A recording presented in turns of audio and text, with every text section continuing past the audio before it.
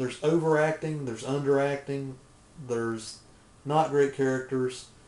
They go back to the old Hatfield and McCoy's type style Western in this movie. So it's sort of like George Romero wanted to make a Western, but he made it with zombies, and it didn't work, in my opinion. I don't even know if this... I haven't watched it enough, really, to say it's watchable over and over again. I just got it because I'm a completist about it. I wanted to see what all the fuss was about and draw my own conclusion. It's going to take some time. This one's going to take a little more time to settle in with me, whether or not I can watch it again. I really don't know, guys, at this point in time, here in 2010. DVD presentation is okay. There's not a whole lot of special features on it. You get a little flip case with it. Or excuse me, Blu-ray, this experimental Blu-ray that I've gotten.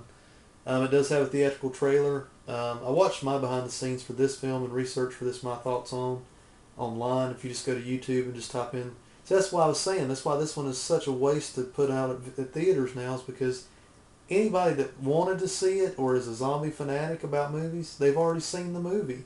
Or this movie's already been bootlegged thousands of times at flea markets or on the net.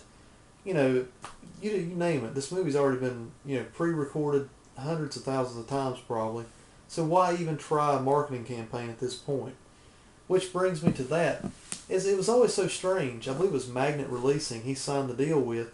They put it out on video on demand or video HD net or something like that first, then released it in Europe and then in China.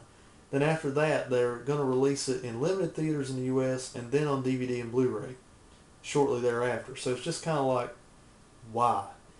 Personally, I don't see this one. It'll probably open in Los Angeles and New York for like 2 weeks tops, and then they'll just push it out to DVD and the video stores and all that, Redbox and Netflix and all that. So, I don't know, guys. I wouldn't waste my time trying to scour the earth and find this one. It's going to be out before you know it, and if you want to, I don't condone it, but you can go watch it online. I'll just say it that way. You know what I'm talking about. Just go find it. You'll see it. It's out there. I don't condone that, but if you don't want to pay for it, that's probably the best way to go about it. Guys, he's got to do better than this. I just hope that if he makes more films, he goes back to his true roots of Pennsylvania, Pittsburgh, or somewhere like that, and just truly takes his time. Get a family effort going again, George. That's my plea to you as a movie reviewer or as a movie horror buff. Just take your time and make a better product. I just think that George Romero, he's in his early 70s now. In my opinion, when he was making this movie, it's a very rushed project. They said, here's some money, go make a movie, but you got to do it by this deadline, get it done. So he cashed in, got some money, but it allowed him to be creative still and do it his way. So that's probably the main pros I give him props for that. He's still trying to be creative in his own way, but it's just not a good product. I've just got to be honest. I'm not going to tell any other self-respecting horror buff to run out and buy it, mainly because it's a highly acquired taste that I don't even know if I want to taste again. So I'll just say it that way. Survival of the Dead, notorious for being CGI laden with bad CGI, few too many practical effects, bad acting, bad cast, low budget, too low budget for its own good, and not enough creativity behind the plot. One thing that I can say in closing about Survival of the Dead, and I'm just going to leave it alone, is basically the only major two little things that it does well. As I've said many times before in this little series, George Romero is an excellent editor. Survival of the Dead has decent editing. Whether he did it directly or had a small hand in doing the editing of this film, it has decent editing. I can honestly say that. It's not the greatest editing he's ever done, but it's decent.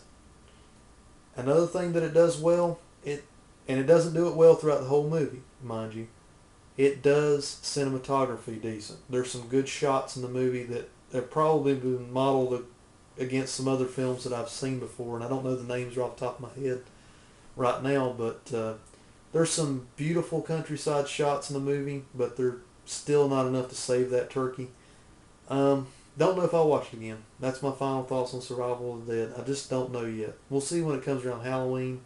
See how everybody else feels about it. If we want to do a marathon here at the house or something. I don't know. We'll see how it goes. Anyhow, let's get a little shot of water here and let me give you my closing thoughts.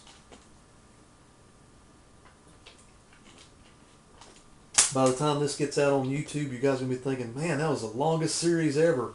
But guys, like I said, I wanted to just sit here and take my time with it. If it's a multi-part series, great, fine. We'll be uploading forever. But I wanted to give it its due, tell you just my behind-the-scene thoughts on these movies, my personal feelings, which I don't feel like get out a lot on the DVD or Blu-ray reviews, home video reviews that I do on my channel a lot of times. Because I'm trying to be fair. I'm trying to be a fair, impartial reviewer when I do my movie reviews. It's very rare that I give myself a chance to just be B Junior and just tell you this movie sucked or this movie is just crap or whatever, instead of just trying to be fair about it and try to really understand where the filmmakers were coming from.